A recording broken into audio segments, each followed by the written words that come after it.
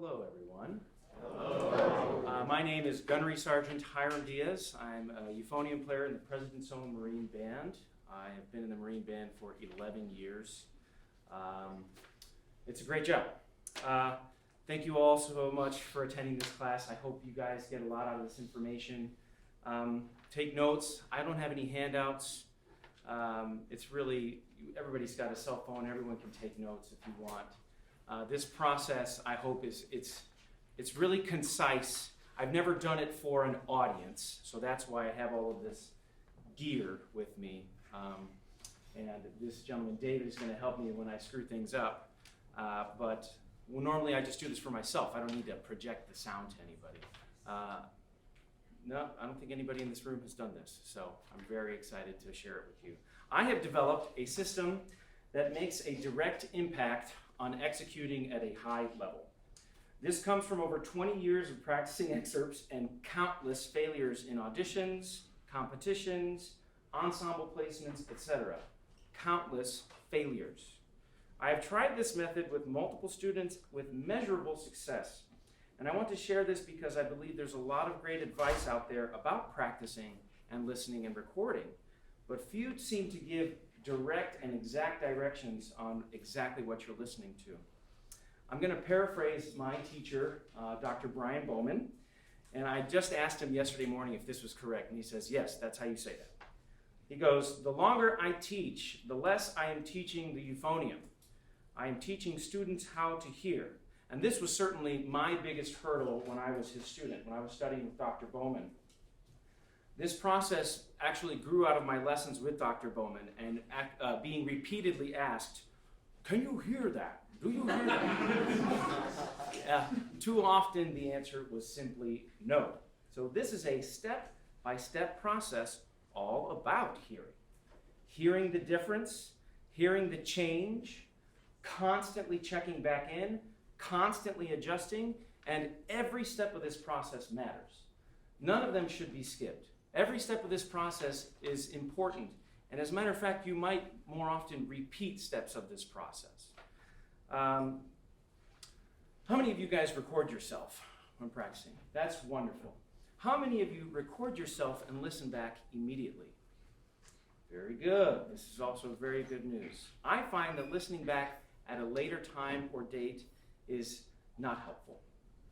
It's difficult to remember how you felt physically, emotionally, what kind of nerves, especially if it's a public performance, etc. When you listen back to a recording of yourself hours later, days later, even weeks later, it makes less of an impact than it does when you record yourself and listen back immediately. Another quote I like is by a fellow CCM graduate. His name is Jatik Clark. He's the tubist with the Oregon Symphony. I attended a master class and he said, I started becoming successful in auditions when I stopped lying to myself. I love that. That gives me chills. I think this was about not leaving any stone unturned, making sure that every single aspect of his playing was rock solid. No more, oh, this will be fine, or oh, I'll get it that day, or I get it 50% of the time. This process is what, this kind of preparation is what gets rid of those dark places. So this doesn't only apply to excerpt preparation. I think it also applies to anything you're preparing. Excerpts are good because they're smaller chunks, and I think this is good for small chunks of type of preparation.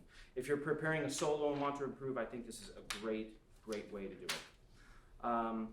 Another quote I love these quotes. I've heard this, I can't remember where I heard this from. So it relates to what you're looking at. So you only hear what you are looking at, what you're listening to. And you only look at what you have in mind. So you only see what you're looking at, and you only look at what you're thinking about.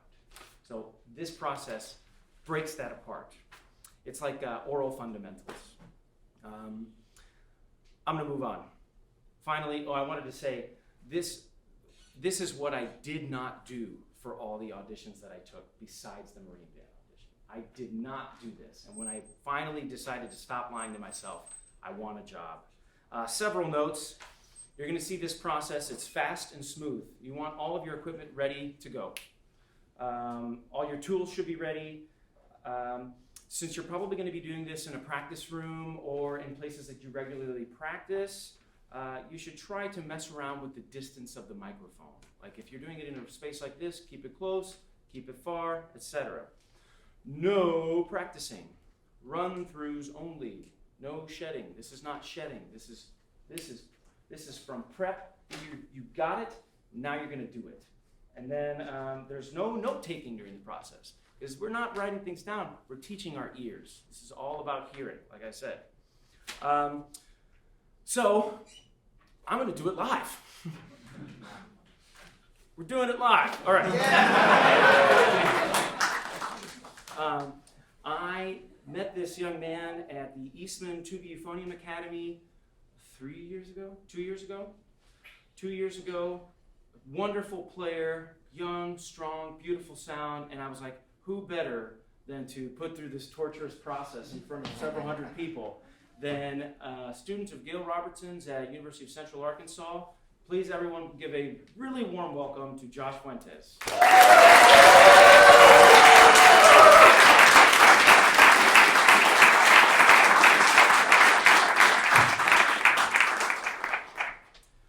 I don't feel like giving you guys this music. It's, you know it. He's going to play the excerpt from Holst's First Suite in E flat. Do you know it? Have you prepared it before? Did you work on it really hard? Yeah. It's good to go. He's got it, right? Awesome. Thank you so much for doing this. So what we're first going to do is we're going to record it. You ready, man? Yeah. So the very first thing we do is we just run it. All right. Here we go. Go.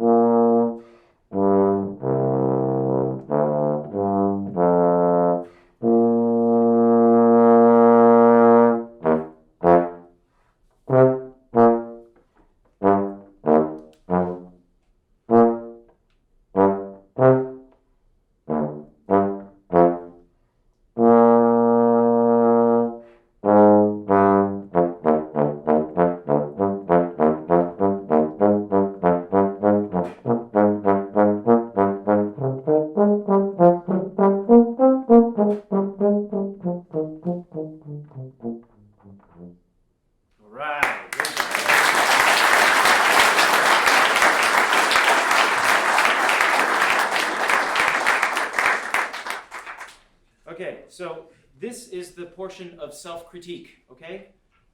We must turn over every stone. We're gonna pull this thing apart, man. I'm sorry. You got your phone with you, by the way? No. No? Does anybody have a cell phone they can let me borrow? That'd be awesome. Okay. I've never done it for an audience, that's why. This is weird doing it so you guys can hear it. Okay, let's self-critique, and I want you to say out loud what you hear that's wrong with it.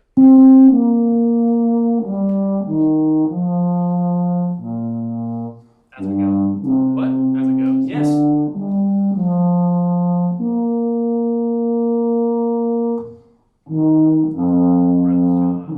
Breath was too long. Yeah. Yes. Time, right? Time. Good. Each of your breaths are too long, right? You hear that, right? So he's saying that his breaths are too long, right? He's taking too much time right here, right? Okay. Slotting. Slotting, okay. I love it.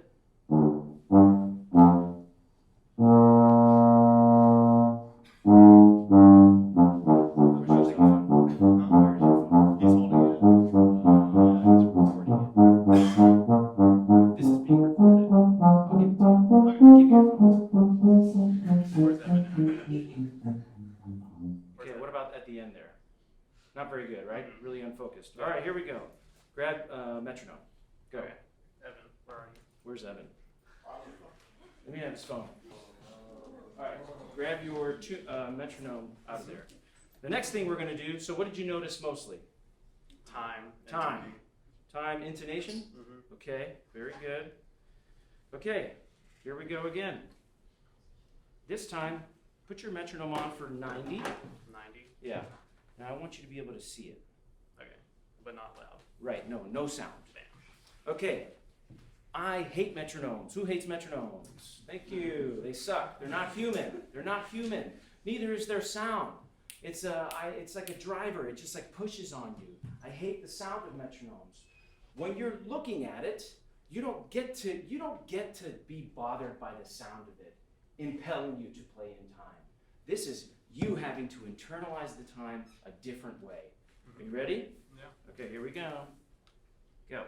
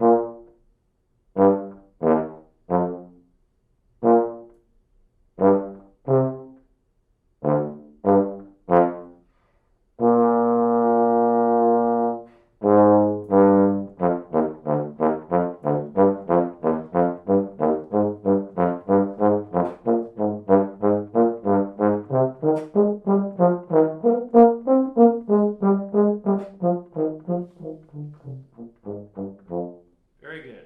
Okay, what did you notice there? My breaths are still too long. They're like Breaths are really- still too long? Yeah. Cool. Did you notice how crazy out of time you were at the end there? Yeah. Yeah, totally out of time. Let's listen to it. Do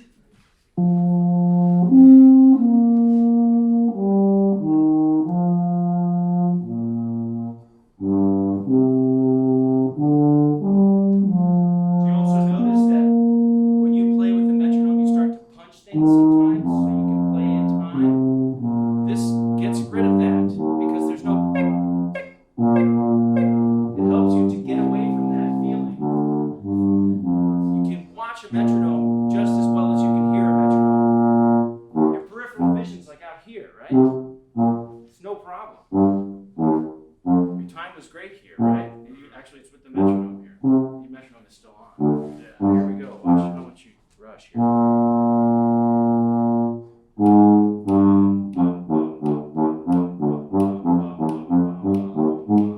Crazy, right? Yeah. Crazy. Okay, let's stop this. Great. Great. Stop. All right. Now put the tuner on. Tuner. Okay. This is the wild one. I wanted to say it acts like a visual. It's like a conductor. Don't you watch a conductor? Right? There's your time. There's your time right there. Right? It's like a perfect metronomic conductor. Is it not? Instead of tick, tick, tick, you don't get to do that all the time. All right. Okay. Now, what I want you to do, you have the tuner up there? Yeah. You will not be adjusting. He's not going to adjust. Okay. You just have to live in the suck of how out of tune you are. Because, why am I doing this? Why do I want you to do this? Why do you think this is going to, what could help if you're just not adjusting and watching this go out of tune the entire time? Well, who said that? You stole that from me, Sean. You asked the question. Dang! That's true. We're going to listen back, and then you get to learn. I just love this. It's giving me chills. You get to say, look, I love that note being crazy out of tune. Listen to me hold it out forever. They're like, oh, I know. We're okay. I love this. All right, here we go. You ready? Do it.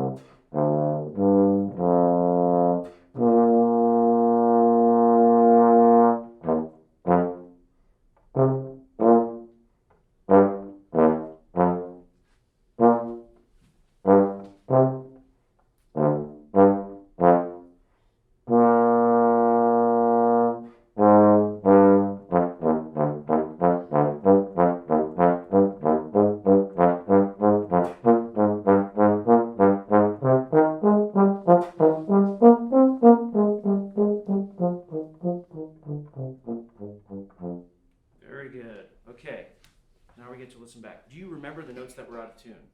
It's Yeah. easy.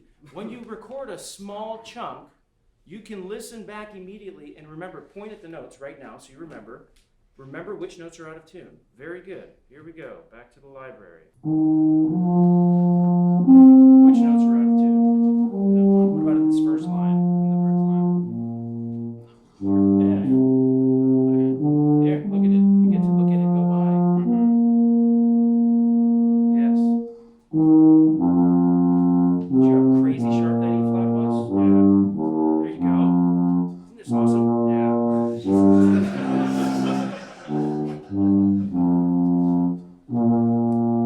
That's good enough. The reason I think it's awesome is because it takes the teacher out of it.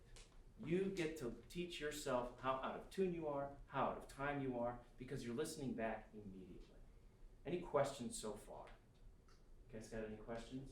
Go ahead, Armand. We did metronome and tune, separate things. Yeah, wait. You ever Oh, put- it's coming. It's coming. You're very good. So how is that going to happen? Well, I'll show you. So now you're going to play with a MIDI file.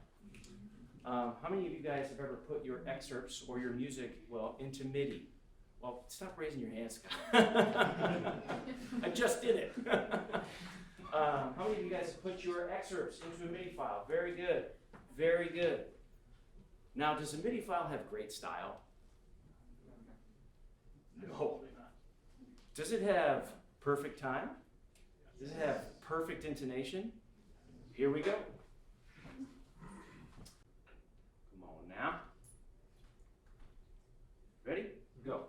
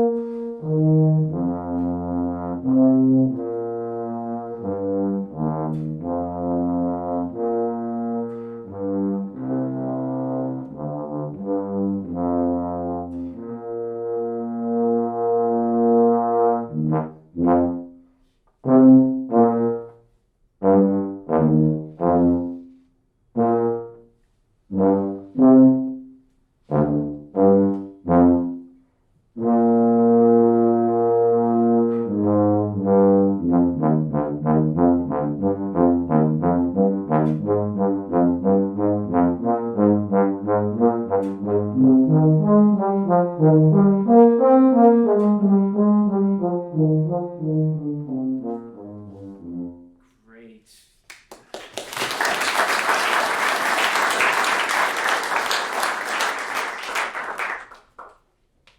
What did you guys notice about? Let's take some time for that. What do you guys notice about that? We have a minute. Go ahead. He played it differently when it got to the articulate part. Yes, yes, yes. I'm not sure that that was a style thing, and he should have done that. I agree with you. We're getting to that as well. I agree with you. I agree with you. There's your time and intonation, right? Go ahead. When you were playing, your breaths were considerably better. I mean, obviously the computer Yes. didn't need to breathe. Right. You stayed with the note longer, and you stayed with. What did you notice? Do you want to listen to it? Yeah. All right.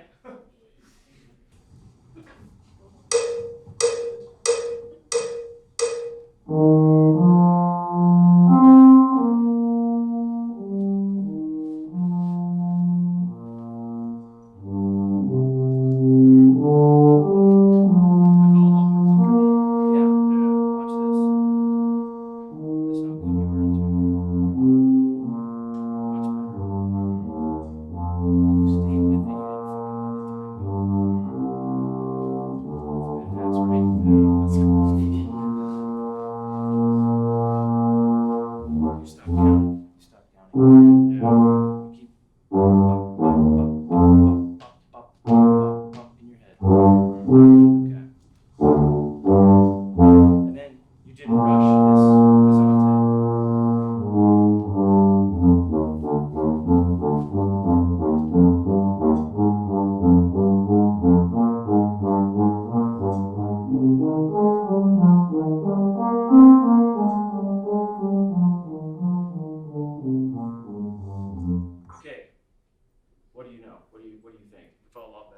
a lot better, right? What do you got? Are you guys hearing it getting a lot better or what?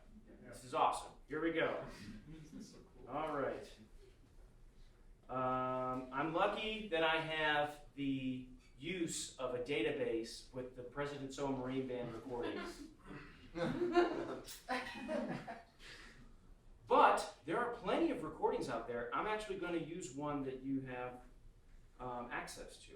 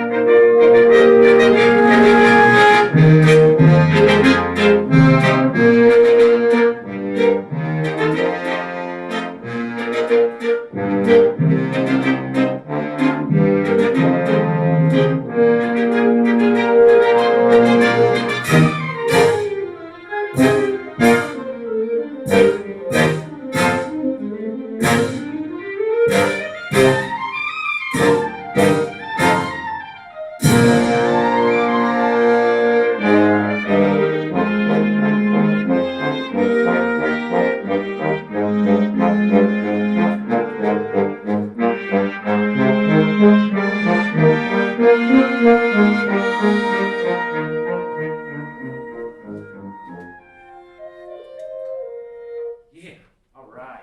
That's awesome. All right. Okay. I did it in the wrong order. I forgot to give you headphones, but it's going to be fine. What did you think about that?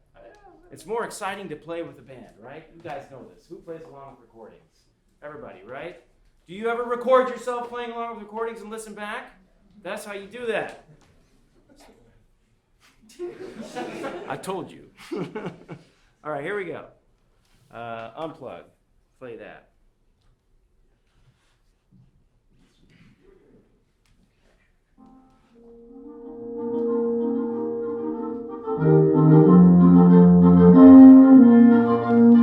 Now what are we listening for? Start right out.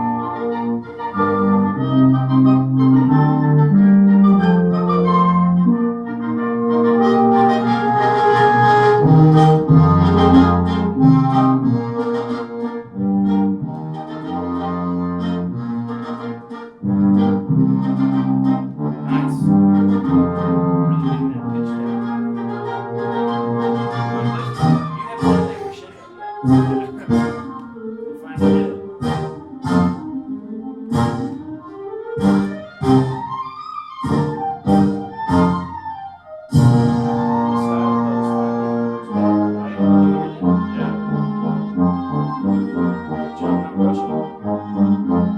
down. Come on, lift. You haven't done that crescendo yet. You'll find it.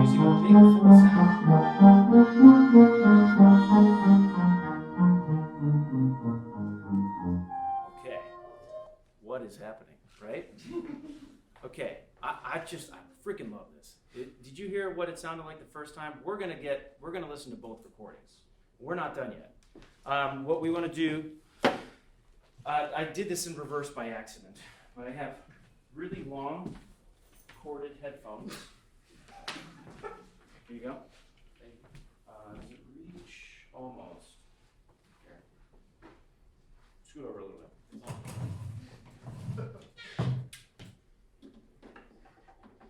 All right, so he's going to listen to it. And then he's going to play it along with the band so that the recording can't capture it. This is a really cool step. This is by himself. Really, the recording is only going to get to hear what he's doing, not what the band is doing. Okay. And let me make sure. Hold on. All right. Back to it. That's like 44 seconds.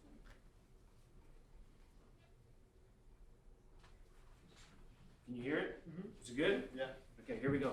Get ready.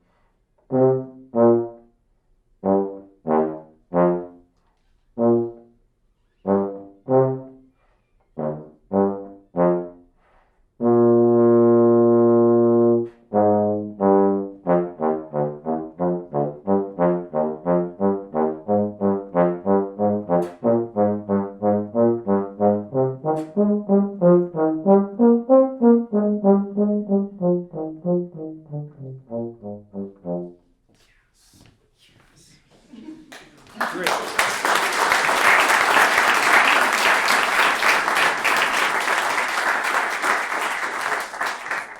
Did you guys hear he got rid of that stupid diminuendo playing to hush tones, whisper tones? Now he's playing with the tone.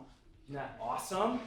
Dude, this is awesome. Yeah. This is how does, okay, that's still recording. No, it's not recording. Okay, here we go. We're going to listen to that one.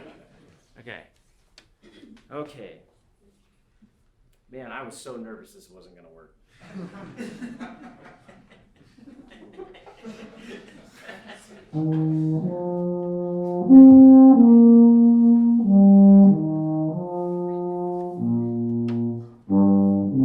How's your style? How's your articulation? How's your phrasing? You're literally asking me. Yes. Okay. That's way better than the beginning. Yes. Yes. The breath didn't take as long. That wasn't too odd. It's in tune with the band. It's in tune. Those sound full now.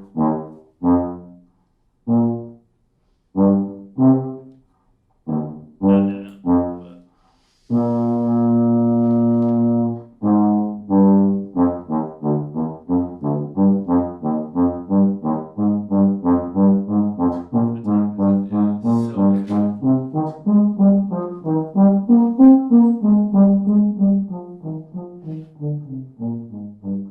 Okay. Okay, now is the moment of truth. Now you're going to record it by yourself. We're doing it again. You ready? yeah. Feeling good? Yeah. Okay. And go. Wait. Go.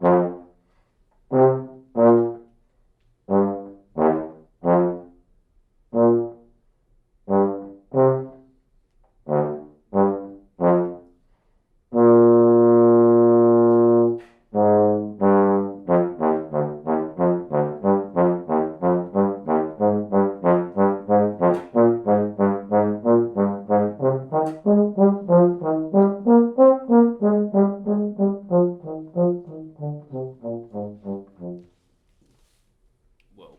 All right. Okay. All right. So here's the first one we made. You guys ready? This was 20 minutes ago.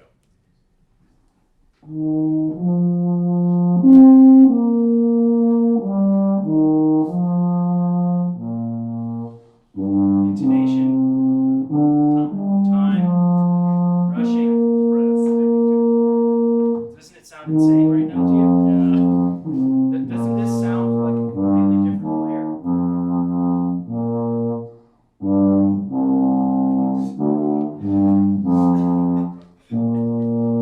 You all hear this? This is live. This is actually happening.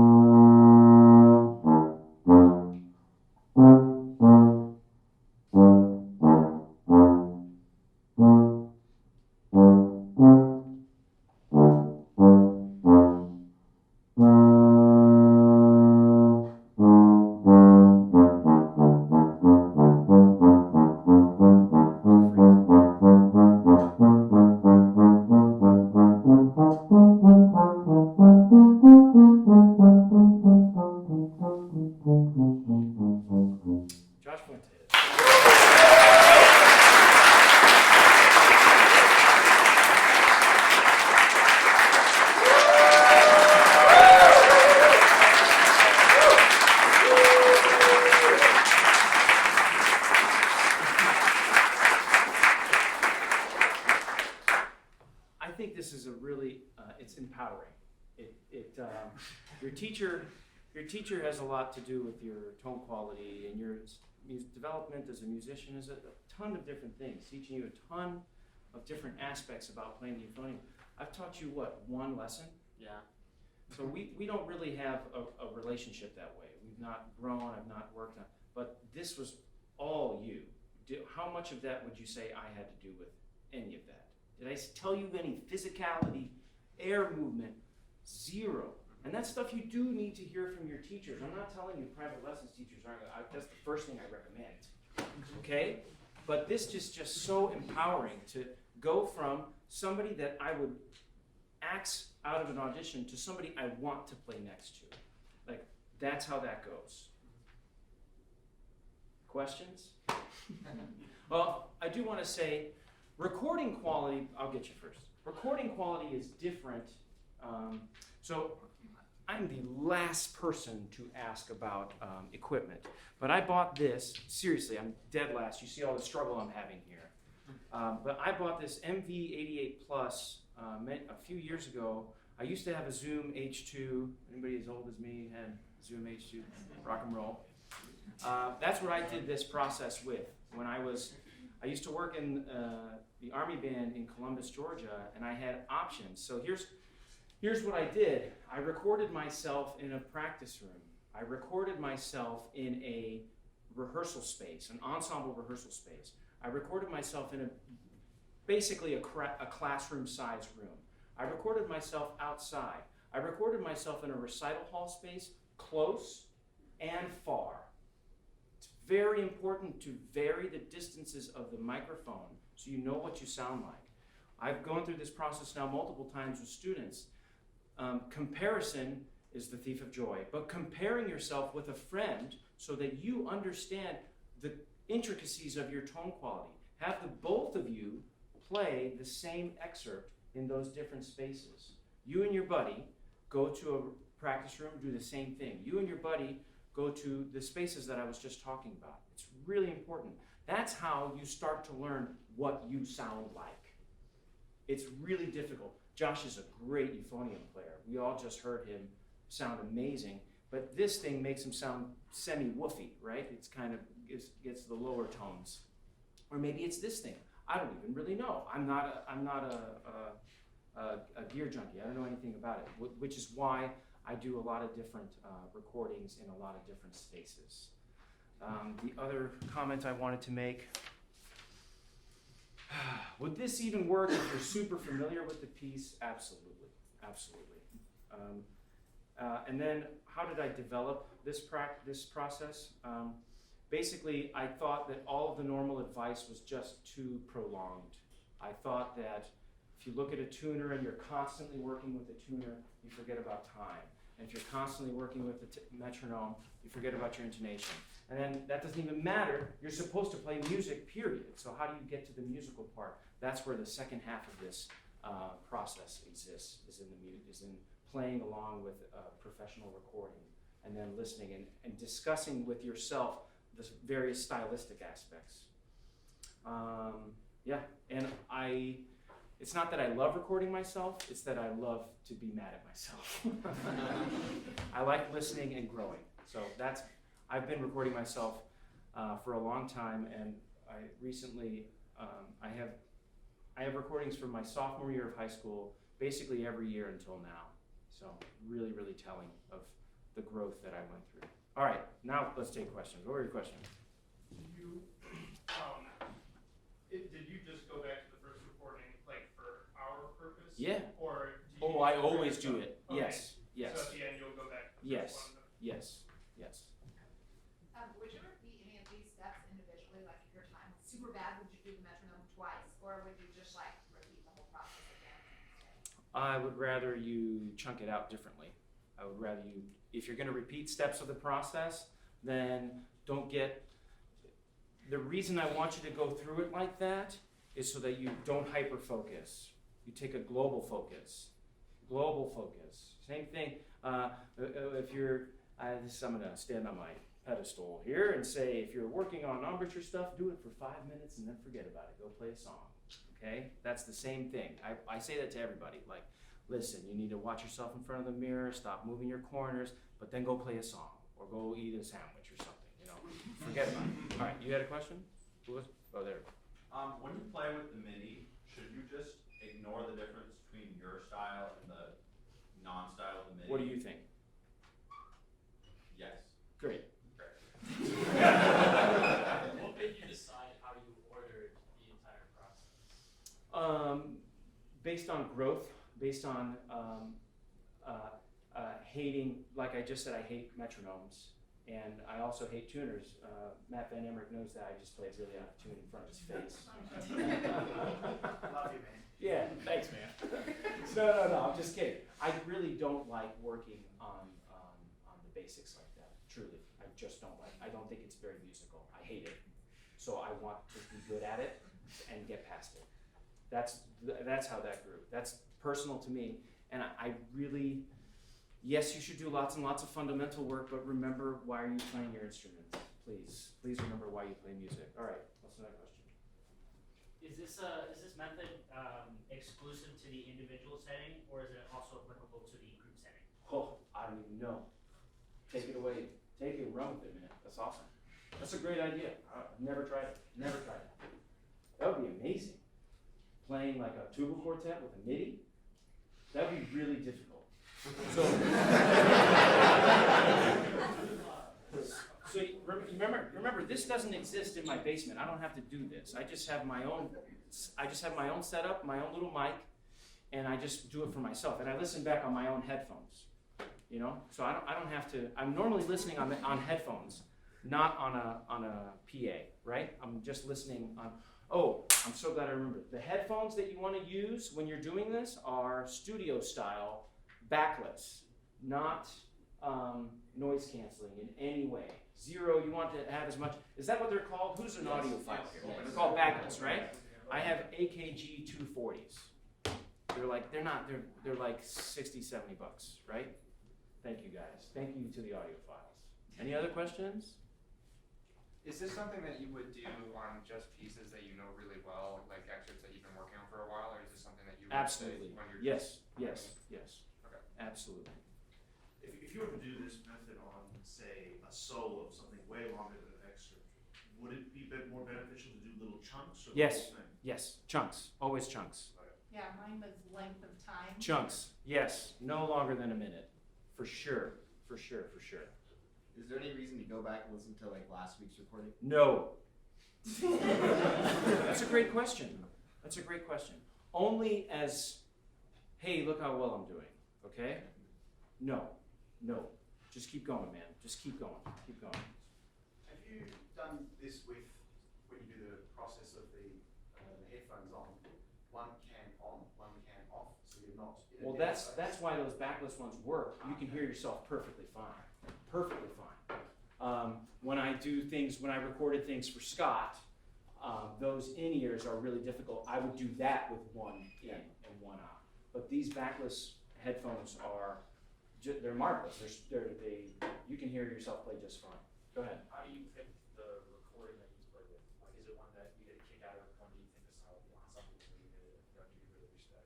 I love everything you just said. Great. That's awesome. That's perfect, right? That's exactly how I would pick it, right? I remember my friend in undergrad was playing some Rachmaninoff excerpt for his teacher, a horn player. And his teacher Randy Gardner had been assistant principal or second horn in Philadelphia for like 25 years. And he goes, what recording did you listen to? And he goes, like the South Slovenian Metropolitan Symphony Band Orchestra. And it was like the most wrong interpretation he had ever heard. And he was like, I'll see you later, Tim. So he was like, you need to do this again. Anyway, so yes, your sources are really important. Conductors you respect, ensembles you respect, et cetera, et cetera. That's really important. Things that are well established.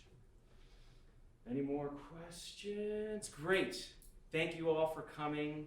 I appreciate you so much. This was awesome. Thank you.